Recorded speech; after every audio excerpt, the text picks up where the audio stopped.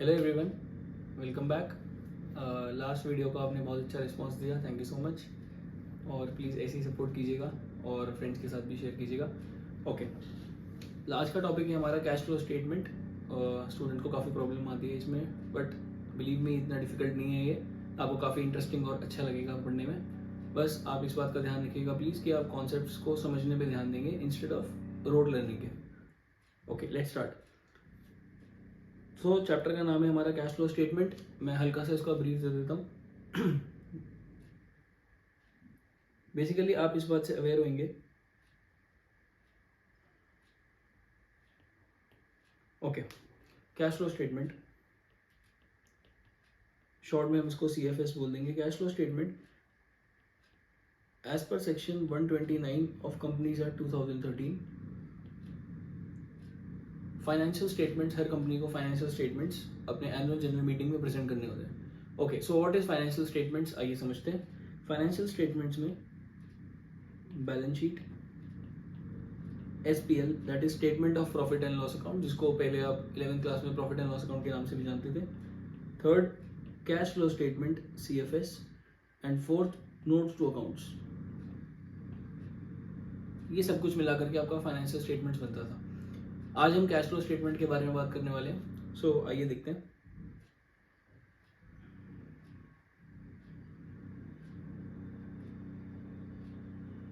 Okay, so cash flow statement ये हमारे accounting standard AS3 जो कि रिवाइज हो चुका है। AS3 रिवाइज के अकॉर्डिंग कैश फ्लो स्टेटमेंट में सारी बातें लिखी गई हैं कि हम कैसे क्या चीज़ प्रेजेंट करते हैं। So first let's start with the meaning of cash flow statement. मैं आपसे पहले एक बार अच्छे से इसको रफली डिस्कस करा देता हूँ, फिर हम इसको नोट से पढ़ लेंगे। ओके, देखिए, कैश फ्लो स्टेटमेंट का बेसिक मतलब है आप ऐसा कोई स्टेटमेंट प्रिपेयर करते हैं कंपनी के लिए जिसमें उसका कैश का इनफ्लोज एंड कैश का आउटफ्लोज आप रिकॉर्ड करते हैं। Okay, so basically simply speaking, अगर आप कैश फ्लो स्टेटमेंट का मीनिंग देखते हैं तो जिस भी स्टेटमेंट में आप कंपनी के आने वाले कैश एंड कैश इक्विवेलेंट्स, धीरे धीरे इसका मीनिंग भी समझेंगे, और जो कंपनी पेमेंट्स करती है किसी को कैश के फॉर्म में या कैश इक्विवेलेंट्स के फॉर्म में, वो सब कुछ आप इसमें रिकॉर्ड करते हैं। तो सिंपली स्पीकिंग पैसे का आना और पैसे का जाना आप स्टेटमेंट में रिकॉर्ड करते हैं। ओके, तो देखिए, meaning of cash flow statement, statement showing inflow and outflow of cash and cash equivalents. आप ध्यान से देखेंगे तो लिखा है statement showing inflows and outflows of cash and cash equivalents during the accounting period. पूरे साल में कितना पैसा आया और कितना पैसा गया, इसको जब आप एक स्टेटमेंट के फॉर्म में दिखाते हैं, that is called as cash flow statement. Okay, इसको बनाने के दो तरीके हैं। There are two methods to prepare the cash flow statement. First one is direct method and second one is indirect method. Okay, ये डायरेक्ट मेथड और indirect method क्या होता है, बड़ा सिंपली आप इसको देख सकते हैं। डायरेक्ट मेथड सिंपल ये बोलते हैं कि जिन सोर्सेज से आपके पास पैसा आ रहा है आप उसको इनफ्लो मान लें, और जिनसे पैसा जा रहा है आप उसको आउटफ्लो माने। ओके, तो इनडायरेक्ट मेथड क्या बोलते हैं? इनडायरेक्ट मेथड एक डिफरेंट रूट बताता है हमको। वो ये कहता है कि जिन चीज़ों से कैश फ्लो नहीं आता है या नहीं होता है उनको आप हटा दें, उनको आप उस स्टेटमेंट में से रिमूव कर दें। तो जो बचा हुआ रहेगा अपने पास वो सिर्फ कैश एंड कैश इक्विवेलेंट्स वाला चीज़ ही रह जाएगा। ओके, इसको और डिटेल में हम आगे समझेंगे। तो दो मेथड हैं, एक है डायरेक्ट मेथड और एक इनडायरेक्ट मेथड। अगर आप क्लास 12th के लिए ये वीडियो देख रहे हैं तो डायरेक्ट मेथड आप लोगों की सिलेबस में नहीं है, सो हम इसके बारे में डिस्कशन नहीं करेंगे इस वीडियो में। हमारे सिलेबस में है इनडायरेक्ट मेथड। इनडायरेक्ट मेथड मतलब जिसमें आप एक लॉन्ग रूट से कैश फ्लो बनाते हैं। ओके, ठीक है। बिफोर स्टार्टिंग हम इसमें पहले कुछ बेसिक चीज़ें समझ लेते हैं, बेसिक टर्म्स। जब भी आप कैश फ्लो स्टेटमेंट पढ़ते हैं तो आपको 3 टाइप की एक्टिविटीज़ पढ़नी होती हैं। Okay, in cash flow statement we can divide the activities, we can divide all the transactions into 3 activities. First one is called operating activities. Second one is called investing activities, and third one is called financing activities. मुझे पूरा उम्मीद है अगर आप इसको ध्यान से सुनेंगे और साथ साथ इसके कॉन्सेप्ट को समझेंगे तो आपको बहुत इजीली ये समझ में आएगा। ओके, लेकिन फिर भी अगर आपको कोई प्रॉब्लम फेस होती है तो प्लीज़ कमेंट सेक्शन में ज़रूर बताइएगा, हम उसका आंसर ज़रूर करेंगे। ओके, सबसे पहले what is operating activity. Operating activity का सिंपल मतलब अगर अपने देखें तो जो भी आप बिजनेस करते हैं उस बिजनेस से जो प्राइमरी आपका रेवेन्यू आता जाता है या कैश फ्लो आता जाता है, that is called as operating activities. अगर हम इसको ठीक से बोले, operating activities are those activities which are principal revenue generating items. Principal revenue generating का मतलब क्या होता है? बहुत सिंपल। जैसे मान लीजिए अगर आपका मोबाइल का शॉप है, अगर आपकी मोबाइल की शॉप है, तो मोबाइल की शॉप में आप जो भी डेली बेसिस पर काम करते हैं, जैसे sale of mobile, purchase of mobile, okay, sale of mobile, purchase of mobile, payment of rent, आपने दुकान का रेंट पे करा, पेमेंट ऑफ इलेक्ट्रिसिटी एक्सपेंसेस, ये सारे आपके डेली कोर्स ऑफ बिजनेस के काम है। मतलब जो आपका मेन प्रिंसिपल काम है, बेसिकली जो हमारा काम है, जो हम रोज करते हैं, उससे जो हमको पैसा आ रहा है और पैसा जा रहा है, that is called as operating activities. Okay, इसके अलावा और क्या एग्जांपल्स हो सकते हैं? जैसे क्रेडिटर को पे करना, क्रेडिटर को आप कोई भी पेमेंट करते हैं, वो आपका ऑपरेटिंग एक्टिविटी है। डेटर्स से आप कोई पैसा कलेक्ट करते हैं, डेटर्स से आप कोई पैसे कलेक्ट करते हैं, that is called as operating activity. तो बेसिकली जो भी आप एक्टिविटी अपने रेगुलर बेसिस पर अपने बिजनेस में करते हैं, that is called as operating activities. अब आप लॉजिक से समझिए, आपने काम से जो भी पैसा आया या वो पैसा गया, आपने उसको बोला ऑपरेटिंग एक्टिविटीज। अब ऐसा हो सकता है जब हमारे पास पैसा सरप्लस होता है, हमारे पास काफ़ी पैसा इकट्ठा हो गया, अब हम इस पैसे को क्या करते हैं? अब हम इस पैसे को कहीं पर इन्वेस्ट करने का सोचते हैं। इन्वेस्टमेंट कहाँ पर हो सकता है? जैसे मशीन्स में इन्वेस्ट करना, ओके, फर्नीचर में इन्वेस्ट करना, ओके, मशीन में इन्वेस्ट करना, फर्नीचर में इन्वेस्ट करना, या कोई और इन्वेस्टमेंट्स खरीद लेना, ओके, ये सारी एक्टिविटीज होती हैं इन्वेस्टिंग एक्टिविटीज। ओके, तो बेसिकली जो भी आप काम धंधे से रिलेटेड जो भी पैसा आता है या जाता है, that is called operating activities. Secondly, जो भी आप उससे फंड्स जनरेट करते हैं, आप उसको कहीं ना कहीं इन्वेस्ट करते हैं, that is called as investing activities. Okay, now third, कभी कभार ऐसा हो सकता है जब आपके पास, मैंने आपसे दो बातें करी अभी तक, जैसे जो भी आप अपने बिजनेस से पैसा आता जाता है वो सारा ऑपरेटिंग एक्टिविटी होता है। जब आपके पास पैसा सरप्लस हो, मतलब जब आपके पास पैसा इकट्ठा हो जाता है, आप उसे इन्वेस्ट करना चाहते हैं, that is called investing activity. और थर्ड सिचुएशन क्या हो सकती है? हमारी कंपनी को पैसों की जरूरत हो, उसको फाइनेंस की जरूरत हो, उसको फंड्स की जरूरत हो लॉन्ग टर्म के लिए, that is called as financing activities. मतलब जिसमें कंपनी की फंड्स रिक्वायरमेंट्स होती है। जैसे फंड्स रिक्वायरमेंट्स कैसे पूरी होती हैं?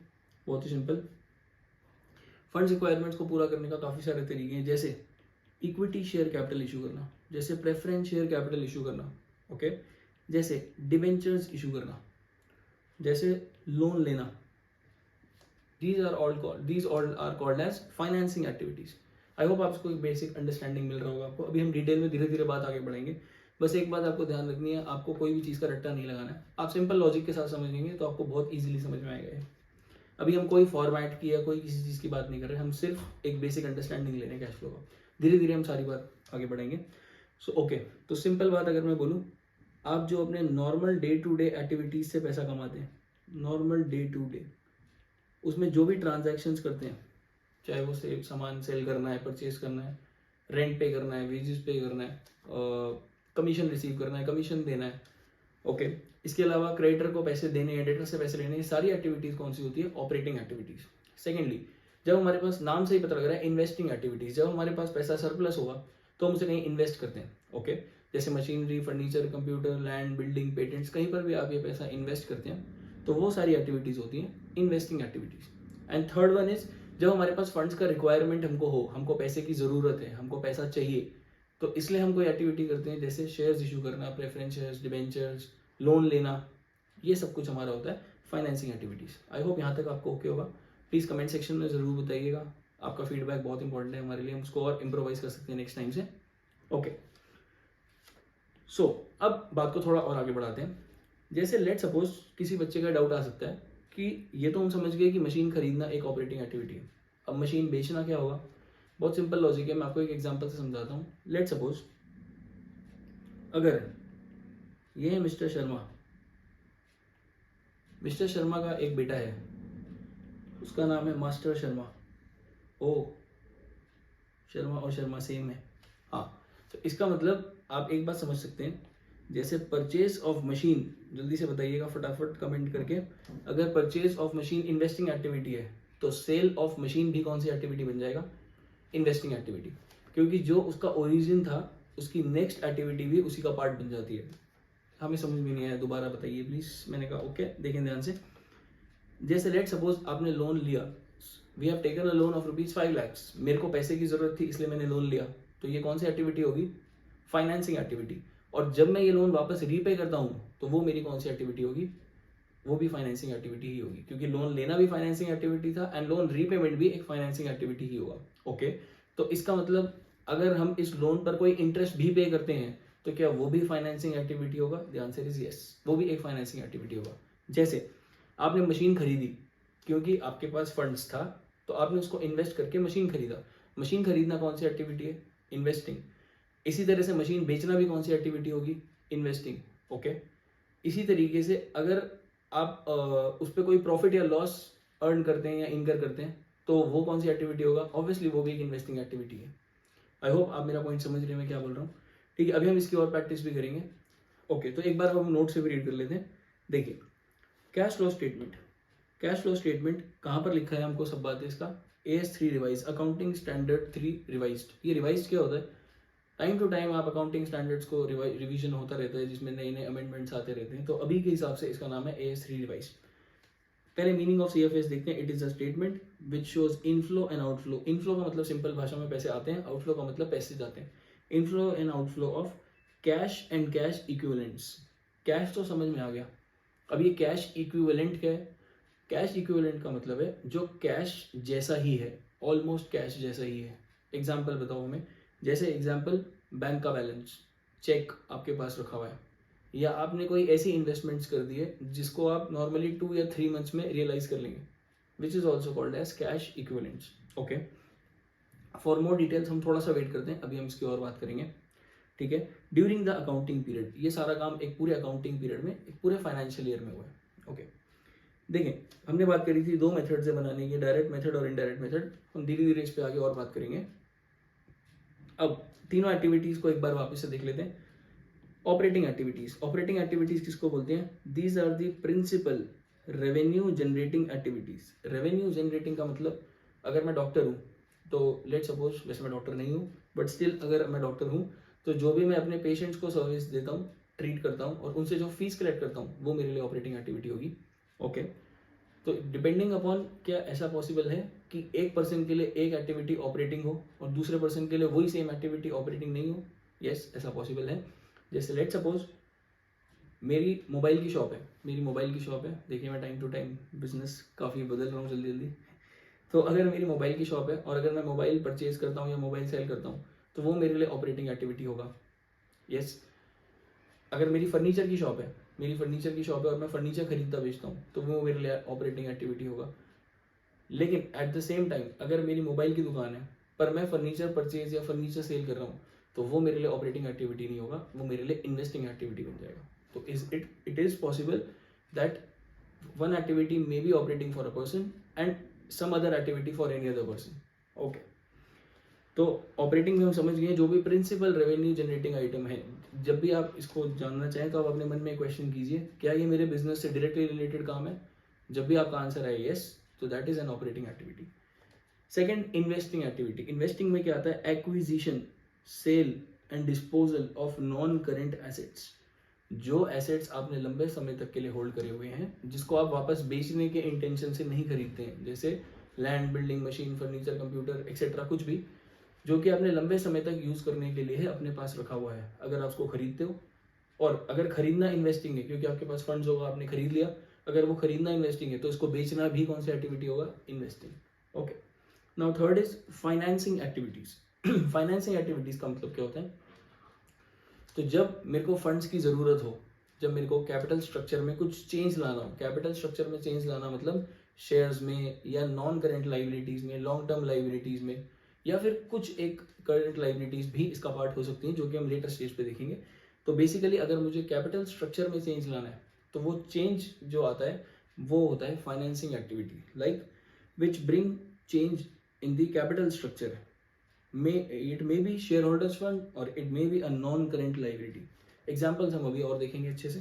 तो आई होप ये तीनों एक्टिविटीज आप समझ चुके हैं। फाइनली एक बार लास्ट एक बात और कर लेते हैं।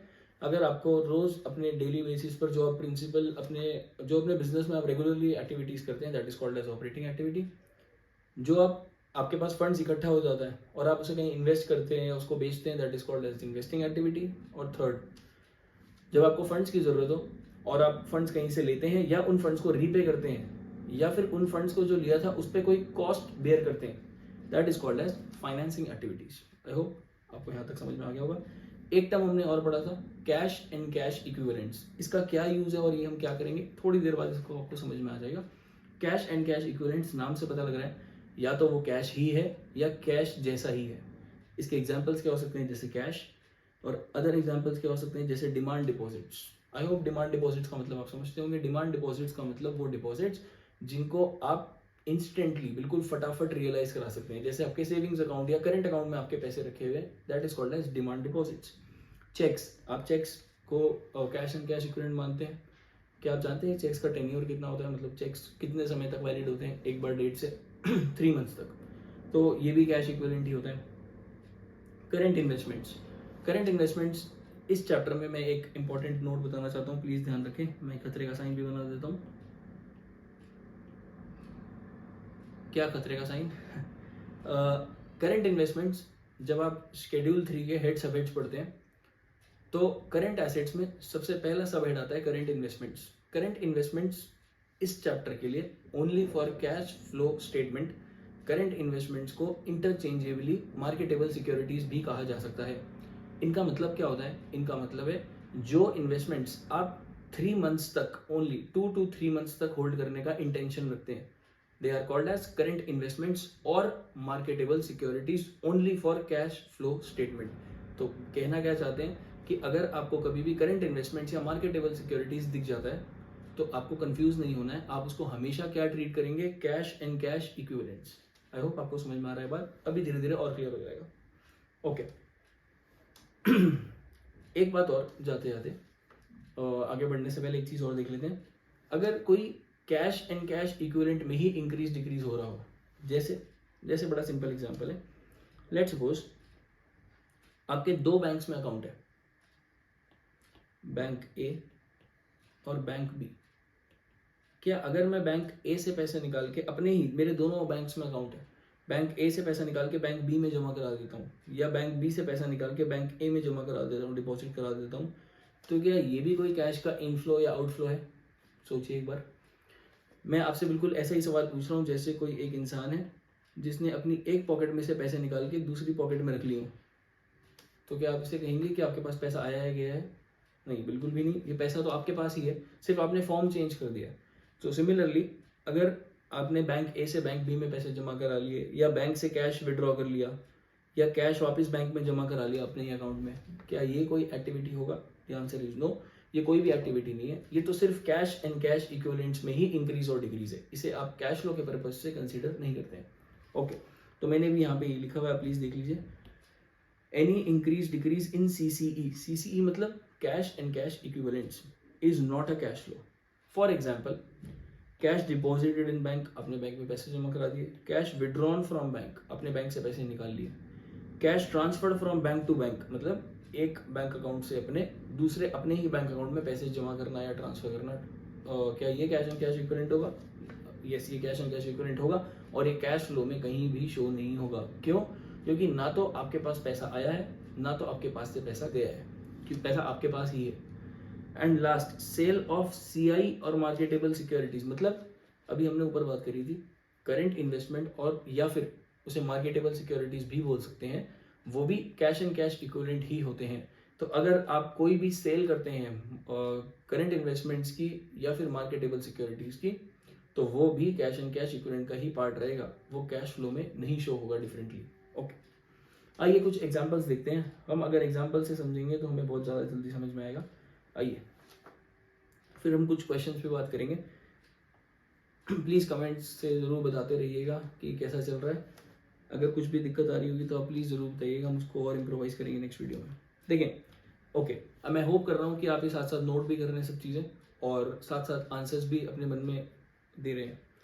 देखें, अब हम एक्टिविटी क्लासीफाई करने का कोशिश करते हैं। कौन कौन सी एक्टिविटी थी? ऑपरेटिंग, इन्वेस्टिंग, फाइनेंसिंग, या फिर कभी कभार कैश एंड कैश इक्विवेलेंट भी हो सकता है।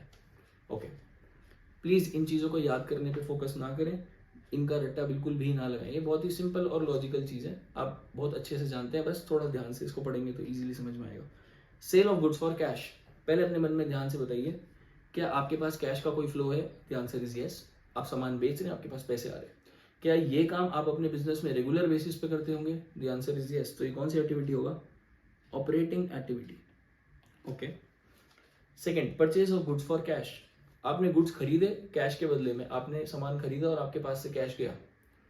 जल्दी से बताइए सोच करके, क्या इससे कैश का कोई फ्लो हुआ है? जी हाँ, आपके पास से पैसे गए हैं। और ये कौन सी एक्टिविटी होगा? अगेन ये ऑपरेटिंग एक्टिविटी, क्योंकि आपके बिजनेस में ये काम होता है, ये आपके बिजनेस का रेगुलर एक्टिविटी है, परचेज एंड सेल्स। एक नोट करने वाला बात, गुड्स जब भी वर्ड आता है, गुड्स का मतलब होता है जिस सामान में आप रेगुलर बेसिस पर डील करते हैं। लेट सपोज मेरी पेन्स की शॉप है तो पेन्स मेरे लिए गुड्स होंगे। अगर मेरी मोबाइल शॉप है तो मोबाइल मेरे लिए गुड्स होंगे। ओके, आई होप क्लियर है। थर्ड, पेमेंट ऑफ रेंट और सैलरी। पेमेंट ऑफ रेंट और सैलरी, अगर आप रेंट या सैलरी पे करते हैं, ये कौन सा रेंट और कौन सी सैलरी है? ऑब्वियसली आप ये अज्यूम करेंगे कि ये रेंट और सैलरी वही आप पे कर रहे हैं जो आपके बिजनेस में आप पे करते हैं, क्योंकि पर्सनल ट्रांजैक्शंस तो वैसे भी आप कंपनी में रिकॉर्ड नहीं करते बुक्स ऑफ अकाउंट्स में। तो जो भी आप रेंट और सैलरी पे कर रहे हैं, क्या ये बिजनेस से रिलेटेड ही काम है? Answer is yes. तो ये भी कौन सी एक्टिविटी होगा? Operating activity. Okay. Amount receive from debtor. Debtor कौन होते हैं? जिन लोगों को आपने उधार पे माल बेचा है, अगर उनसे आपको पैसे रिसीव होते हैं, क्या इससे कोई कैश का फ्लो है? The answer is yes. आपके पास पैसे आ रहे हैं और ये काम क्या आप अपने बिजनेस में करते रहते हैं? जी हाँ, उधार पे माल बेचना और बेच करके पैसे आना। ध्यान रखें, अगर आप ये माल उधार पर ही बेच रहे हैं, अगर आपने ये गुड्स क्रेडिट पर बेचे होते तो क्या ये ट्रांजेक्शन को आप कैश फ्लो में रिकॉर्ड करते? The answer is no. उधार पे माल बेचने से ना कैश आता है ना कैश जाता है, लेकिन उधार पे जो माल आप जिसको बेच चुके हैं, अगर उससे आपको पैसे रिसीव होते हैं, that is if any amount is receive from debtors, it will lead to inflow of cash. तो वो आप कैश फ्लो में जरूर रिकॉर्ड करेंगे, क्योंकि आपके पास पैसा आ रहा है। और पैसा आना ये क्या रेगुलर बेसिस पर हो रहा है? जी हाँ। तो ये कौन सी एक्टिविटी होगा? Operating activity. सारी ऑपरेटिंग ये है क्या? क्या ऑपरेटिंग के अलावा और कोई ऑप्शन नहीं है हमारे पास? बिल्कुल है जी, प्लीज ध्यान से देखिए। लोन टेकन, फटाफट जवाब दीजिए, लोन टेकन कहाँ पर आएगा? लोन टेकन, अच्छा आप सोचिए इसको प्लीज। लोन आपने क्यों लिया होगा? क्योंकि आपको फंड्स की रिक्वायरमेंट होगी। फंड्स की रिक्वायरमेंट होने पर आप लोन लेते हैं। तो ध्यान से सोचिए, फंड्स की रिक्वायरमेंट है, ओके। तो कौन सी एक्टिविटी होगा ये? Financing activity. फाइनेंसिंग एक्टिविटी क्यों? क्योंकि आपको फाइनेंस की जरूरत थी, आपको पैसे की जरूरत थी, इसलिए आपने लोन लिया। आप अपने मन में क्वेश्चन पूछिए, क्या ये आपका रोज रोज बिजनेस का काम है? नहीं। आप रोज कभी भी कैपिटल स्ट्रक्चर में चेंज नहीं लाते हैं। आप कैपिटल स्ट्रक्चर में तभी चेंज लाते हैं जब आपको पैसे का लेन देन करने का जरूरत पड़े, आपको फंड्स की जरूरत हो, या फिर आपके पास फंड्स एक्स्ट्रा हैं और आप वो रीपे करना चाहते हैं जो पहले आपने फंड्स बोरो करे थे। तो इसलिए ये एक financing activity. Next, loan advanced. कुछ बच्चों को कभी कभार ये दिक्कत आती है, लोन एडवांस्ड का मतलब क्या है? लोन एडवांस का मतलब है, ये है कंपनी, ये है हम, हमारी कंपनी, और ये है लेट्स सपोज मिस्टर राम। तो अगर कंपनी ने मिस्टर राम को लोन दिया है तो वो होगा लोन एडवांस्ड। अब आप इसको रिलेट कर सकते हैं, आपने लोन सामने वाले को क्यों दिया होगा? आपने लोन इसलिए दिया होगा क्योंकि आपके पास अभी सरप्लस फंड्स हैं और आप उस फंड्स पर कुछ कमाना चाहते हैं। तो कंपनी ने ये पैसा राम को एडवांस कर दिया। राम कोई पर्सन था, उसको ये एडवांस कर दिया। उसको ये पैसा कंपनी ने क्यों एडवांस करा होगा? कंपनी ने उसको ये पैसा इसलिए एडवांस करा होगा क्योंकि कंपनी के पास फंड्स एक्स्ट्रा होगा। एक्स्ट्रा का मतलब कंपनी उस फंड्स पे कुछ कमाना चाहती है, उसको लोन दिया होगा ताकि उस पर इंटरेस्ट मिल सके। तो ये एक तरीके से इन्वेस्टमेंट है। तो ये कौन सी एक्टिविटी होगी? Investing activity. Investing activity. Next point, share issued. Please आप इस बात पे ध्यान दीजिएगा, कुछ बच्चे टर्म्स में कंफ्यूज हो जाते हैं। प्लीज आप ये नोट कर रहे होंगे साथ साथ, आपको बहुत हेल्प मिलेगा, प्लीज इसको नोट कीजिएगा। मैं आपको एक डिफरेंस पूछना चाहता हूँ, आप प्लीज बताएंगे इसमें। शेयर्स इशूड, शेयर्स सब्सक्राइब्ड और शेयर्स परचेज में क्या अंतर है? शेयर्स इशूड, शेयर्स सब्सक्राइब्ड और शेयर्स परचेज्ड, इन तीनों टर्म्स में क्या डिफरेंस है? देखें, शेयर इशू करने का मतलब है कंपनी एक शेयर इशू करती है। जब उसको पैसे की जरूरत होती है तो वो लोगों से पैसा लेती है फंड्स की रिक्वायरमेंट के लिए और लोगों को शेयर इशू कर देती है। तो बताइए कंपनी क्यों इशू करती है शेयर्स? क्योंकि उसको फंड्स की रिक्वायरमेंट होती है। तो ये कौन सी एक्टिविटी होगा? ये होगा एक फाइनेंसिंग एक्टिविटी। ओके, तो ओके, ये शेयर सब्सक्राइब्ड का मतलब क्या होगा? शेयर सब्सक्राइब्ड या शेयर्स परचेज, इन दोनों का मतलब है कि शेयर खरीदे गए हैं। शेयर खरीदे गए हैं। कुछ बच्चों को कंफ्यूजन होती है, शेयर इशू, शेयर परचेज और शेयर सब्सक्राइब, क्या ये तीनों का मतलब सेम है? जी नहीं। शेयर इशू कौन करता है? शेयर इशू करती है कंपनी। कंपनी शेयर इशू करती है, ओके। और शेयर परचेज या शेयर सब्सक्राइब कौन करता है? वो शेयर होल्डर्स करते हैं। शेयर सब्सक्राइब करने का मतलब है जब शेयर होल्डर कंपनी से डायरेक्टली ये शेयर्स खरीद लेता है। जब शेयर होल्डर कंपनी से डायरेक्टली ये शेयर्स खरीद ले, डायरेक्टली का मतलब आईपीओ के थ्रू, इनिशियल पब्लिक ऑफर। इसको आपने अपने बीएसटी में, बिजनेस स्टडीज में भी पढ़ा होगा डिटेल में। जब शेयर होल्डर डायरेक्टली कंपनी से शेयर खरीदता है तो that is called as share subscribe. और जब ये शेयर होल्डर किसी और शेयर होल्डर या किसी और इन्वेस्टर्स से शेयर खरीदता है सेकेंडरी मार्केट में, सेकेंडरी मार्केट मतलब जहां पे पहले ही सिक्योरिटीज इशू हो चुकी हैं, उस इशू हुई हुई सिक्योरिटी को जब आप किसी और शेयर होल्डर से या किसी और इन्वेस्टर से खरीद लेते हैं, that is called as shares purchased. ओ मतलब अगर नए शेयर खरीदो कंपनी से सीधा तो वो होता है शेयर सब्सक्राइब, और जब पुराने शेयर खरीदो किसी और शेयर होल्डर से, उसे बोलते हैं शेयर्स परचेज्ड, ओके। तो अब आप तीनों एक्टिविटीज आराम से पहचान सकते हैं और आपको कंफ्यूजन भी नहीं होगी। ध्यान से देखिए, कंपनी शेयर क्यों इशू करती है? क्योंकि उसको पैसे की जरूरत होती है। तो उसके लिए कौन सी एक्टिविटी होगा? Financing activities. Very very good. Next, एक शेयर होल्डर शेयर सब्सक्राइब या फिर परचेज क्यों करता है? क्योंकि वो पैसा इन्वेस्ट करना चाहता है। वो चाहता है कि वो कंपनी में पैसा लगाए, चाहे डायरेक्टली या इनडायरेक्टली, और उसको उस पर रिटर्न मिले। शेयर्स पे क्या रिटर्न मिलता है? प्लीज कमेंट सेक्शन में बताइएगा। शेयर्स पर रिटर्न में मिलता है आपको डिविडेंड, ओके। तो वो डिविडेंड कमाने की इच्छा रखता है या फिर लॉन्ग टर्म पैसा इन्वेस्ट करने की इच्छा रखता है, तो ये कौन सी एक्टिविटी होगी उसके लिए? Investing activity. आई होप आपको क्लियर होगा ये। आइए देखते हैं। तो हमने लास्ट पढ़ा था, एक मिनट में इरेज कर देता हूँ, ओके। तो हमने लास्ट पढ़ा था शेयर्स इशूड। जल्दी आइए फटाफट बताएंगे। शेयर्स इशूड कौन सी एक्टिविटी है? कंपनी, आप अपने दिमाग में इमेजिन कीजिए, शेयर कौन इशू करता है? कंपनी इशू करती है। और कंपनी शेयर क्यों इशू कर रही है? क्योंकि उसको फंड्स की जरूरत है। उसको फंड्स की जरूरत है, तो that is called as financing activities. उसके लिए ये है एक financing activity. Next, shares redeemed. जो शेयर आपने इशू करा है, क्या आप उसे वापस रिडीम भी कर सकते हैं? हाँ, रिडीम शब्द का मतलब होता है रीपेमेंट। रीपेमेंट मतलब कंपनी ने शेयर होल्डर को शेयर इशू तो कर दिया, उसे शेयर दे दिया, शेयर इशू कर दिया, पैसे ले लिए उससे और शेयर इशू कर दिया।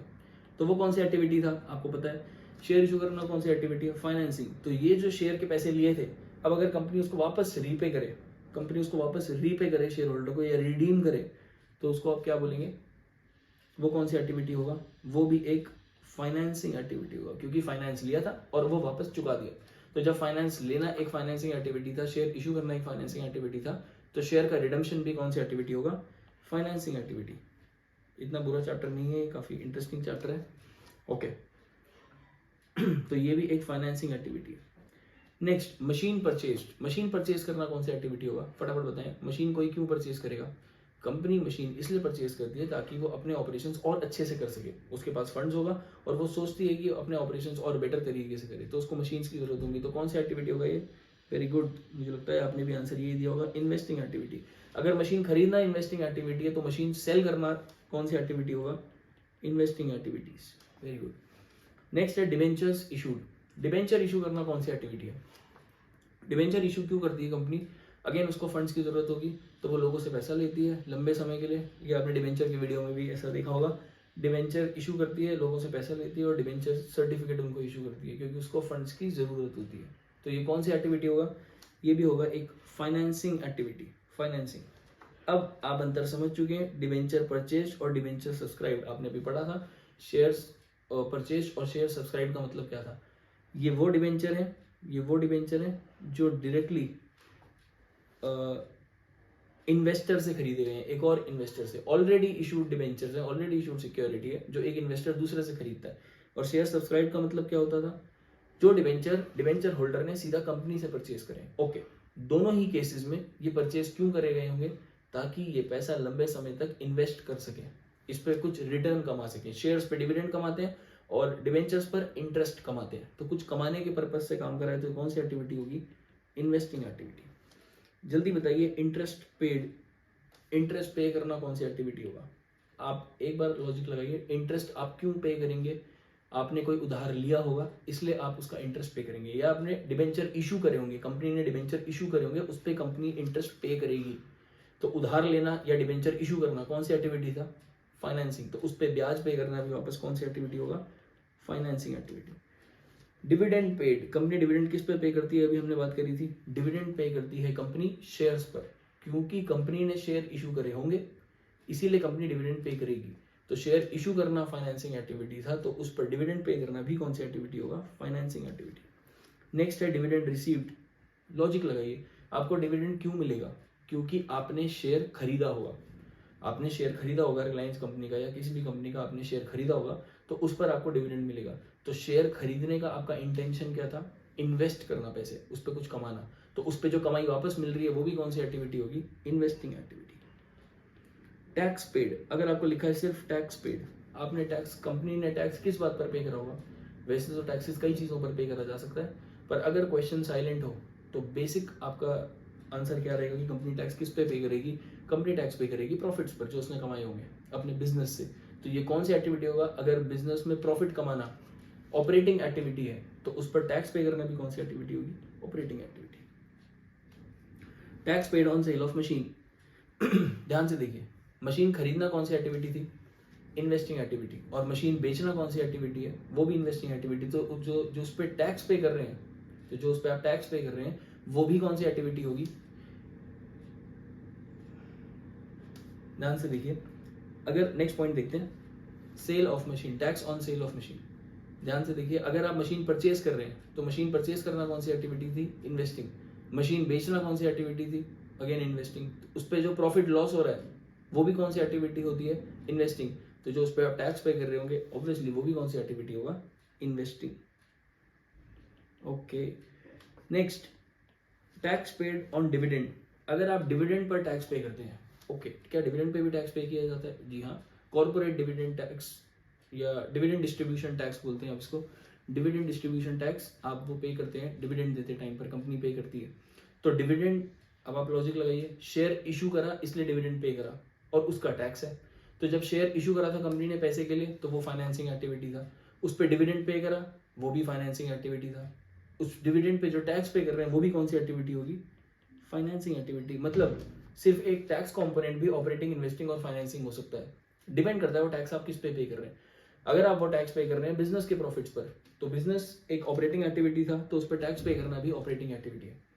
सेकेंड, आपने इन्वेस्टमेंट पे वो टैक्स पे करा है उसके प्रॉफिट लॉस पर, तो वो एक इन्वेस्टिंग एक्टिविटी बन जाएगा। और अगर वही आप डिविडेंड के ऊपर पे कर रहे हैं वो टैक्स, तो वो फाइनेंसिंग एक्टिविटी बन जाता है। ओके, नेक्स्ट, कमीशन रिसीव्ड या कमीशन पेड। नॉर्मल आप बिजनेस करते हैं, जब कंपनी काम कर रही है तो वो कमीशन देती भी है और उसको मिलता भी है, तो वो कौन सा एक्टिविटी होगा? Operating activity. Interest on loan received, बड़ा सिंपल लॉजिक है, इंटरेस्ट ऑन लोन रिसीव्ड, आपने लोन दिया था इसलिए आपको इंटरेस्ट रिसीव हो रहा है। लोन देना कौन सी एक्टिविटी था? आपने लोन दिया था क्योंकि आपके पास पैसा था और आप इन्वेस्ट करना चाहते थे, कुछ कमाना चाहते थे, तो वो इन्वेस्टिंग एक्टिविटी था। और उस लोन को जो आपने दिया उस पर आपको इंटरेस्ट मिल रहा है, जो इंटरेस्ट रिसीव हो रहा है वो भी कौन सी एक्टिविटी होगा? Investing activities. ओके, ये कुछ नया बात है, बाय बैक ऑफ शेयर्स, जिनको इसका मतलब नहीं पता है, buy back of shares. Buy back of shares का मतलब होता है कि कभी कभार कंपनी अपने खुद के शेयर्स परचेज कर लेती है वापस। नेक्स्ट है buyback of shares. Buyback of shares का मतलब क्या है मैं आपको बता दूं, जिनको इसके मतलब में डाउट हो। बायबैक ऑफ शेयर्स, कई बार कंपनी को लगता है कि उसकी कंपनी बहुत ज़्यादा कैपिटलाइज्ड है, ओवर कैपिटलाइज्ड हो गई, शेयर्स ज़रूरत से ज़्यादा इशू हो गई, तो कभी कभार कंपनी अपने खुद के शेयर्स परचेज कर लेती है और कैंसिल कर देती है। That is called as buyback of shares. उससे अपनी कैपिटल वो कम कर देती है, ताकि जो ओवर कैपिटलाइज्ड कंपनी है, क्योंकि पहले प्रॉफिट ज़्यादा शेयर होल्डर्स में बढ़ता था, कंपनी को लगता है कि बहुत ज़्यादा शेयर्स हो चुके हैं, तो वो अपने खुद के शेयर्स बाय बैक कर लेती है शेयर होल्डर्स से, तो ताकि नंबर ऑफ शेयर होल्डर्स थोड़े कम हो जाए। ओके, तो क्योंकि शेयर इशू करना एक फाइनेंसिंग एक्टिविटी था, तो शेयर्स बाय बैक करना भी कौन सी एक्टिविटी होगा? Financing activities. Next, income tax refund. अगर आपने टैक्स पे करा था, अब ये टैक्स किस पे करा होगा? अगर कुछ नहीं लिखा तो आप ये अज्यूम करेंगे कंपनी ने जो प्रॉफिट्स कमाए थे उस पर टैक्स पे करा होगा। तो कंपनी ने जो प्रॉफिट कमाए वो एक ऑपरेटिंग एक्टिविटी था, उस प्रॉफिट के ऊपर जो टैक्स पे करा वो भी एक ऑपरेटिंग एक्टिविटी था, और उस टैक्स का जब रिफंड आ रहा है तो वो भी एक ऑपरेटिंग एक्टिविटी होगा। आप अगर इसकी हायरार्की समझेंगे तो आपको बहुत आसान रहेगा समझने के लिए, इंस्टेड ऑफ रट्टा लगाने के। Short term deposits in banks, ये कुछ खास बात है, ध्यान दें। Short term deposit in banks क्या मतलब है इसका? आपने पैसे कुछ समय के लिए बैंक में जमा करा रखे, बताइए ये कौन सी एक्टिविटी है, ऑपरेटिंग, इन्वेस्टिंग या फाइनेंसिंग? ये कोई सी भी एक्टिविटी नहीं है, क्योंकि बैंक में जमा करे हुए पैसे हमारे पास ही है, जिसको हम क्या बोलते थे आपको याद होगा, cash and cash equivalents. Next, cash in hand या बैंक, क्या ये कोई एक्टिविटी है? जी नहीं, ये भी कैश एंड कैश इक्विवेलेंट्स ही है। इंपॉर्टेंट एक और देखें ध्यान से, purchase sale of marketable securities. Marketable securities आपको याद होगा, या करंट इन्वेस्टमेंट भी बोलते थे, हमने ऊपर बात करी थी। इसका क्या मतलब होता है, ये खुद भी कैश एंड कैश इक्विवेलेंट्स होते हैं और इनका परचेज सेल भी कैश एंड कैश इक्विवेलेंट्स ही होता है। क्योंकि ये कैश एंड कैश इक्विवेलेंट क्यों होते हैं? क्योंकि इनकी टेन्योर, इनको होल्ड करने का इंटेंशन नॉट मोर देन 2 या 3 मंथ्स होता है। 2 या 3 महीने से ज़्यादा आप इसको होल्ड नहीं करने वाले। ओके, नेक्स्ट है डेप्रीसिएशन एंड अमोर्टाइजेशन। प्लीज़ वापस इस पर ध्यान दें, डेप्रीसिएशन एंड अमोर्टाइजेशन। डेप्रीसिएशन कौन सी एक्टिविटी होगा? बिल्कुल सही जवाब, डेप्रीसिएशन से तो कोई कैश का ना इनफ्लो होता है ना आउटफ्लो होता है। डेप्रीसिएशन, नॉर्मल डेप्रीसिएशन का मतलब क्या होता है, अगर आप कोई एसेट यूज़ कर रहे हैं, आप कोई टेंजिबल एसेट यूज़ कर रहे हैं, उसकी वैल्यू समय समय के हिसाब से फॉल होती रहती है, which is called as depreciation. या फिर ये टूट जाए पेंसिल, या फिर ये पेन, या फिर ये एसेट जो है हमारा, इस पे एक्सीडेंट हो जाए, या पैसेज ऑफ टाइम के साथ इसकी वैल्यू घटती रहती है, इसको आप बोलते हैं डेप्रीसिएशन। और अमोर्टाइजेशन किसको बोलते हैं? अमोर्टाइजेशन का मतलब होता है जब आपका कोई इनटेंजिबल एसेट धीरे धीरे वैल्यू उसकी फॉल होती है टाइम के साथ, it is called as amortisation. तो इन दोनों ही चीज़ों से ना पैसे आते हैं ना पैसे जाते हैं, कोई कैश का फ्लो ही नहीं है। तो क्या ये कैश फ्लो स्टेटमेंट में आने जैसा है? नहीं, ये कोई कैश का फ्लो नहीं है। आप लिखेंगे no flow, no activity, no cash and cash equivalent. लेकिन यहाँ पर कुछ बच्चों का सवाल आ सकता है कि जब हम कैश फ्लो स्टेटमेंट बनाते हैं तो वहाँ पर तो हम डेप्रीसिएशन दिखाते हैं, पर आप यहाँ पे कह रहे हैं कि कैश का फ्लो नहीं होता है, तो फिर डेप्रीसिएशन तो कोई एक्टिविटी ही नहीं है। बिल्कुल सही बोल रहे हैं आप, लेकिन आपको ये ध्यान रखना है, अभी हम इस पर और बात करेंगे, पर मैं आपको शॉर्ट में अभी बता देता हूँ। क्योंकि आप इनडायरेक्ट मेथड फॉलो करते हैं, हमने शुरू में बात करी थी इनडायरेक्ट मेथड, तो हमारा क्या क्राइटेरिया रहता है कि हम सारी एक्टिविटीज़ में से जिससे ऑपरेटिंग बनाते टाइम पर, जिनको थोड़ा सा ये आगे इन्फॉर्मेशन है, मैं उनको एक बार क्लियर कर देता हूँ, वरना एक कन्फ्यूजन क्रिएट हो जाएगा बच्चों में। डेप्रीसिएशन कोई फ्लो नहीं होता और वो कैश फ्लो में आना भी नहीं चाहिए। तो बच्चे कहते हैं कि वो आप कैश फ्लो में क्यों लिख के दिखाते हैं, फॉर्मेट हमें जो बताया गया है सो कॉल्ड फॉर्मेट, उसमें क्यों दिखाते हैं? देखिए वो एग्जैक्टली पहले कोई फॉर्मेट नहीं है, वो इलस्ट्रेटिव पर्पज से दिखा रखा है आपको। तो ये वहाँ पर क्यों आता है? क्योंकि जिन एक्टिविटीज से फ्लो नहीं होता ऑपरेटिंग बनाते टाइम पर, आप उनको वहाँ से हटाते हैं, तो उस हटाने के प्रोसेस की वजह से आपको डेप्रीसिएशन को ऐड बैक करना होता है, इसलिए वो वहाँ दिखता है, पर एक्चुअल में वो कोई फ्लो नहीं है, ना ही वो कोई एक्टिविटी है। फॉर मोर डिटेल्स हम इसकी आगे वाले सेशन में बात करेंगे। ओके, नेक्स्ट है goodwill purchase.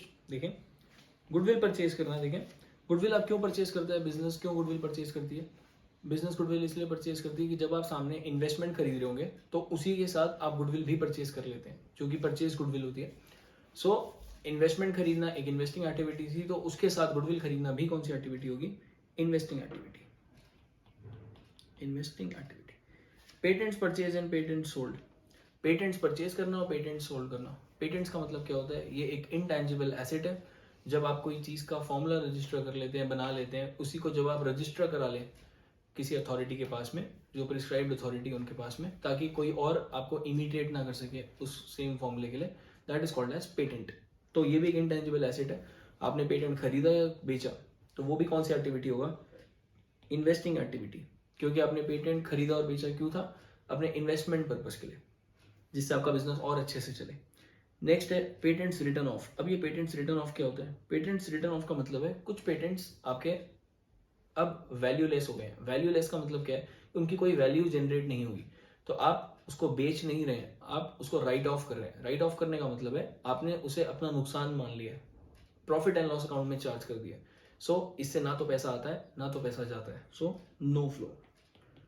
Next, bank overdraft और कैश क्रेडिट। देखिए हमने वीडियो में पहले भी बात करी थी फाइनेंसिंग एक्टिविटी में, जब ऊपर बात करी थी कि फाइनेंसिंग एक्टिविटी में आप नॉर्मली शेयर होल्डर फंड और नॉन करेंट लाइबिलिटीज को ट्रीट करते हैं, पर कुछ एक करेंट लाइबिलिटी भी उसका पार्ट बन सकती है, जैसे कि बैंक ओवरड्राफ्ट और कैश क्रेडिट। इन दोनों का पर्पस क्या होता है और इनका मतलब क्या है? नॉर्मली जब डे टू डे एक्सपेंसेस के लिए कंपनी अपने करेंट अकाउंट से पैसे पे करती है, तो बैंक उनको एक फैसिलिटी अलाउ करता है, जितना उनका बैलेंस है वो उससे ज़्यादा अमाउंट भी पे कर सकती है। तो एक तरीके से कंपनी को एक उधार मिलता है। सो फाइनेंस मिलना या उधार मिलना कौन सी एक्टिविटी होगा, चाहे वो करेंट लाइबिलिटी ही क्यों ना हो, एक फाइनेंसिंग एक्टिविटी। कुछ बच्चे इसको गलती से ऑपरेटिंग बोल देते हैं, पर operating activity is not the right answer, ये एक फाइनेंसिंग एक्टिविटी। रेंट रिसीव्ड, अगर रेंट रिसीव हो रहा है बाय रियल एस्टेट कंपनी, जिस कंपनी का काम बिल्डिंग बना करके बेचना है या उससे किराए की इनकम कमाना ही है, उनका काम ही यही है, तो रियल एस्टेट कंपनी अगर रेंट रिसीव करती है तो वो एक ऑपरेटिंग एक्टिविटी होगा उनके लिए। लेकिन अगर यही रेंट एक ट्रेडिंग कंपनी रिसीव करती है, जैसे मोबाइल की दुकान वाले पर्सन ने अगर बिल्डिंग बना के उसको रेंट पे लगा दिया, तो जो उससे रेंट रिसीव होता है, बिल्डिंग बनाना लगाना वो एक इन्वेस्टमेंट एक्टिविटी थी, तो उस पर जो रेंट मिल रहा है वो भी एक इन्वेस्टिंग एक्टिविटी बन जाएगी, तो उसके लिए हो जाएगा एक इन्वेस्टिंग एक्टिविटी।